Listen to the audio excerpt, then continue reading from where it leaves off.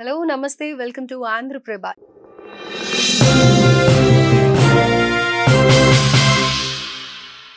ఈ రోజు ఒక డిఫరెంట్ టాపిక్‌తో మీ ముందరికి వచ్చేసాను. సో, రెగ్యులర్‌గా ఇంటర్వ్యూస్ లేకపోతే పాడ్‌కాస్ట్‌లు ఇలాంటివి చూస్తూ ఉంటారు కదా! ఈరోజు మీరు ఎంతగానో హెల్త్ కాన్షియస్ గురించి ఆలోచిస్తూ ఉంటారు కాబట్టి ఈట్ ఫిట్, స్టే హెల్తీ అని అంటూ ఉంటారు. ఇవన్నీ కన్‌ఫ్యూజన్స్ అసలు. యూట్యూబ్ ఓపెన్ చేస్తేనేమో డిఫరెంట్ డైట్ ప్లాన్స్, ఇంకా కొత్తగా ఒజెంపిక్ డైట్ అని, తర్వాత మంజారో ఇంజెక్షన్స్ అని చెప్పి ఇవి వేసుకుంటే ఇమ్మీడియేట్‌గా రిజల్ట్ చూడొచ్చు అని.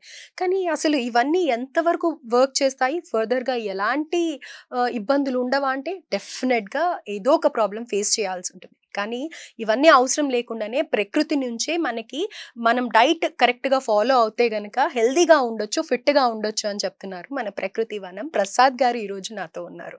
సో, 60 ఇయర్స్ యంగ్ మ్యాన్ అనే చెప్పాలి. ఎందుకంటే ఆయన వచ్చిన వెంటనే ఆ చిన్న కన్వర్జేషన్ ఏదైతే ఉందో అది హి వాస్ లైక్ 16 ఇయర్స్ పిల్లాడిలాగా ఆయన ఆన్సర్ చేయడం నాకు చాలా హ్యాపీగా అనిపించింది. So, let us get into the program. Hello sir, నమస్తే. సార్, సో నిజం చెప్పండి, మీ ఏజ్ 60యా? 60 ప్లస్ ఉంటారా? అలా 16 కరెక్ట్గా ఏప్రిల్ 28. యాక్చువల్గా ఏజ్ అనేది మనం మనసులో అనుకొని దానికి అనుగుణంగా నడుచుకోవాలనే పరిస్థితికి వచ్చేస్తాం. 40 ఏళ్ళు అయితే అమ్మ 40 అను, లేదంటే 65 కాబట్టి రిటైర్ అయిపోతారు కాబట్టి యాక్చువల్గా మెనీ పీపుల్ రిటైర్ అయిపోయినాం కాబట్టి ఇంకా మనము ఏమి చేయలేమని ముందుగానే ప్రిపేర్ అయి ఉంటారు. సో ఆ కండిషనింగ్ అనేది చాలా చాలా ఇన్ఫ్లుయెన్స్ చేస్తుంది. కండిషనింగ్ అంటే ఏంటంటారు? అంటే మనం ఎడం పక్కనే లేయాలా, ఇదే చేయాలా, నీళ్లు తాగినాకనే మోషన్ పోవాలా, బ్రష్ టూత్పేస్ట్ చేసినాకనే తినాలా, కలర్ అన్నం వేసుకుంటే తినేటప్పుడు నీళ్ళు తాగద్దు, ఇలాంటి కొన్ని ఫార్మాలిటీస్. సరే వాటెవర్. అది ఎట్ట ఎక్స్పీరియన్స్ అవుతారు. అది చేయకుండా కూడా మీరు మీ లైఫ్ను కంటిన్యూ చేస్తే అది కండిషన్ కదా అని తెలుస్తుంది. అంటే మీ నీళ్లు తాక్కనే మీరు మోషన్ పోగలిగినారు అనుకో, అరే అనుకుంటారు కదా. అట్లా మీ ఎక్స్పీరియన్స్ ఏంది అని చెప్తాడు జిడ్డు కృష్ణమూర్తి కానీ బుద్ధుడు కానీ. మీ బుర్ర పెట్టి మీరు ఆలోచించండి నాయన.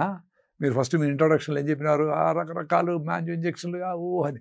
అసలు ఏమి లేకుండానే నిజంగానే ఇంత కాంప్లికేటెడ్గా ఇన్ని రకాలుగా అవసరమా లేదా అని మీ ఎక్స్పీరియన్స్ చూసుకోండి. నేను చెప్పింది కాదు, దేవుడు చెప్పింది కాదు, మీరందరూ చెప్పేది కాదు, మీ ఎక్స్పీరియన్స్ ఏంటి.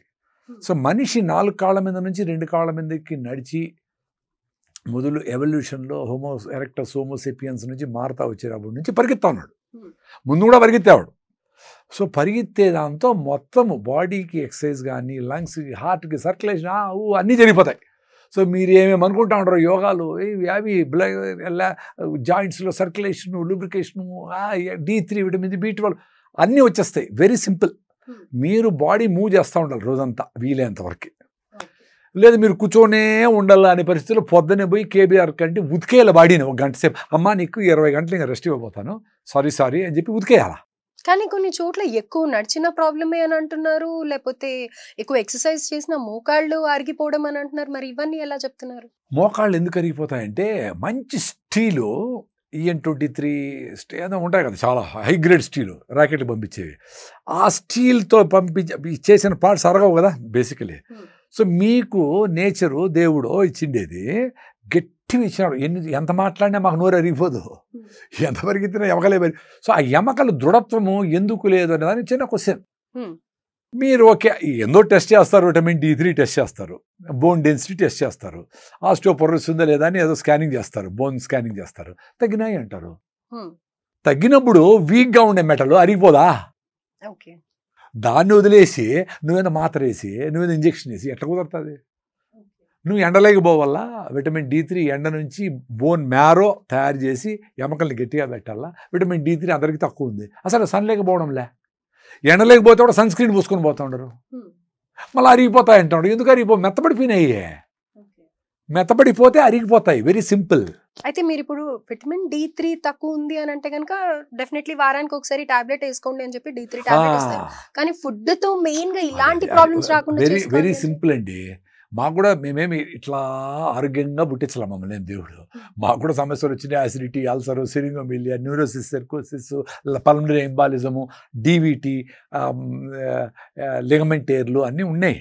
సో వాటికి అవసరమైనప్పుడు డాక్టర్ హెల్ప్ తీసుకొని మళ్ళీ అరే పర్మనెంట్గా దీనికి ఏం చేయాలా, ఓకే నీకు లిగమెంటేరియన్ కాబట్టి ఒక సైడ్ ఏఎస్ఎల్ ఏసీఎల్ ఏదో అది సైడ్కి మాత్రం కాబట్టి నువ్వు రన్నింగ్ చేయడానికి ఏం ప్రాబ్లం ఉండదు అని గొప్ప మహానుభావుడు డాక్టర్ బెంగళూరు ఉన్నాడు శ్రీనివాసన్ గారు అని ఎక్స్రే కూడా వద్దంటాడు మహానుభావుడు. ఆయన చెప్పిన 7 వీడియోలు నేను యూట్యూబ్లో ఎవరికో చెప్పింటే అది మిలియన్స్ చూసేసినారు. వాళ్ళందరూ నడుము నొప్పి పోగొట్టుకున్నారు. కామెంట్ చూస్తే సార్ మా ఆవిడికి 7 ఏళ్ళ నుంచి నడుము నొప్పి 1 వీక్లో మాకు నడుము నొప్పి పోయింది ఇట్లా అద్భుతంగా. సో అంత అద్భుతమైన వ్యక్తి ఆ డాక్టర్ చెప్పిన ఆ ఎక్సర్సైజ్లు చేసి నాకు లిగమెంటేర్ పోగొట్టుకున్నా. లిగమెంటేర్ ఉంది, నువ్వు స్పోర్ట్స్లో లేవు కాబట్టి నీ జాయింట్ని ఎడం పక్కకి మూవ్ కాకుండా కాలు చూసుకో, ఇది సైన్స్ అని అన్ని ఎక్స్ప్లెయిన్ ఫినిష్డా. నేను అప్పటి నుంచి కొండలు ఎక్కుతా పరిగెత్తా అన్ని చేస్తా కానీ నా ఎడమ కాల్ని ఎడం వైపు మూవ్ చేయకుండా జాగ్రత్తగా ఉంటా. మోటార్ సైకిల్ దిగేటప్పుడు ఫినిష్డ్ అయిపోయింది. 12 ఏళ్ళు నాకేం ప్రాబ్లం లేదు. హరి దానికి లిగమెంట్ రీకన్స్ట్రక్షను ఏదో సర్జరీ ఏదో చేయించుకొని 5 లక్షలు పోగొట్టుకునేవచ్చు. అది చేసినప్పుడు ఇంకేమైతే తెలియదు కదా. ఒక మంచి అడ్వైజ్ ఇచ్చే డాక్టర్ చెప్పింది విన్నా నేను. అట్లే ప్రతి ఒక్కటి వాళ్ళు చెప్పింది చూసి రైట్ డాక్టర్ల దగ్గరికి పోయి మనము మన సెల్ఫ్ అనాలిసిస్తో ఏం జరుగుతూ ఉందని ఇష్యూస్ అన్నీ సాల్వ్ చేసుకుంటూ వచ్చిన. సో D3 అనేది ట్యాబ్లెట్లు వేస్తే మీ బ్లడ్లో D3 కనపడుతుంది, కాల్షియం బాగున్నట్లు ఏవో కనపడతాయి, కానీ మీ ప్రాబ్లం సాల్వ్ కాలేదే.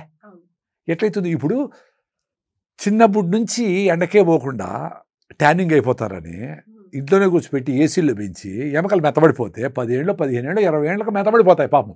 ఒక రోజులో ఏం కావు. మరి ఒక ట్యాబ్లెట్ వేస్తే 1 వీక్లో నీ విటమిన్ బాగానే ఉంది, నీకు అల్లి బాగుంది ఎట్లా చెప్తారు? 20 ఏళ్ళు డ్యామేజ్ అయ్యింది ఒక ట్యాబ్లెట్ తట. అందుకనే బ్లడ్ నువ్వు ట్యాబ్లెట్లు వేసుకొని మీ B12 విటమిన్ ఇది ఫోలిక్ యాసిడ్ వేసి ఐరన్ కాల్షియం అన్నీ పెంచుకున్నా మీ ప్రాబ్లమ్స్ తీరడం లేదు. సో బాడీని అర్థం చేసుకొని బాడీ తయారు చేయాలా, టైం ఇవ్వాలి దానికి. నువ్వు చేసిన డ్యామేజ్ 1 మంత్ పడుతుందో 3 మంత్స్ పడుతుందో సీరియస్గా ఫుడ్ మార్చి లైఫ్ స్టైల్ మార్చుకొని అంబలి తిని B12 ఇంప్రూవ్ చేసుకొని గట్ మైక్రోబియం బాగా చేసుకొని ఇప్పుడు పెద్ద పెద్ద డాక్టర్లు మాట్లాడుతున్నారు గట్ మైక్రోబియం పొట్టలోనే మొత్తం అన్నీ పుడతాయి, మీ రోగం అనేది పొట్టలో పుడుతుంది. ఏంటి పొట్టలో మంచి బ్యాక్టీరియా ఉంటే అది మనం తిన్న ఫుడ్ని కరెక్ట్గా అసిమిలేట్ చేసి దాని బాడీకి అబ్జార్ప్షన్కి పెంచి లోపల మంచి బ్యాక్టీరియా గట్ బ్రెయిన్ బ్యారియర్ ఉంటుంది, బ్రెయిన్లోకి ఏది పోనీదు, వైరస్ల బ్యాక్టీరియా పోనీ ఆపుతూ ఉంటుంది. ఆ బ్యారియర్ని కూడా దాటుకొని మంచి బ్యాక్టీరియా పోయి దాంతో డ్యాన్స్ చేస్తాయి. అప్పుడు హ్యాపీగా ఉంటావు. రాత్రంతా ట్రైన్లో ఉంటాయండి, నిద్రలో ఏం లేదు సరిగా. అయితే ఇక్కడే అందరికీ కన్ఫ్యూజన్ వస్తుంటుంది. ఏంటి గుడ్ బ్యాక్టీరియా ఏంటి, బ్యాడ్ బ్యాక్టీరియా ఏంటి? అదే పనిగా బ్యాడ్ బ్యాక్టీరియా అయితే తీసుకోం కదా, మనకు తెలిసి ఎలా వస్తుంది అనే కన్ఫ్యూజన్ ఎక్కువగా ఉంటుంది. అది ఇప్పుడు గుడ్డు బ్యాడు అనేది నేచర్కి ఏం లేదు.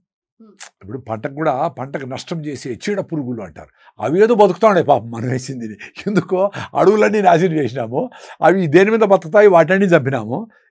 మొత్తం అన్ని రెళ్ళలు బల్లులు ఎలకలు పాములు జింకలు ఏమీ లేకుండా చేస్తాము. సో వాటికి సర్వైవల్ కోసము ఈ మందు కొట్టి అవన్నీ పోతే అవి మళ్ళీ కవచాలాగా పెంచుకొని ఇంకో వాటి బిడ్డలను జాగ్రత్తగా పెంచుకొని మనం ఎట్లా చేస్తాం, అవి అట్లా చేస్తాయి కదా. మనం అట్లా చేయడంలే. యాక్చువల్గా మనం అట్లా నెక్స్ట్ జనరేషన్ హెల్తీగా ఉండాలనేది మనం చేయడంలే. ప్రతి జంతువు నేచర్లో ప్రతిదీ అది చేసుకుంటాం. నువ్వు పెస్టిసైడ్ కొట్టే కొద్దికి అది నెక్స్ట్ జనరేషన్ పని చేయదు. అది దానికి మళ్ళీ కొంతమంది కనిపెడతాను.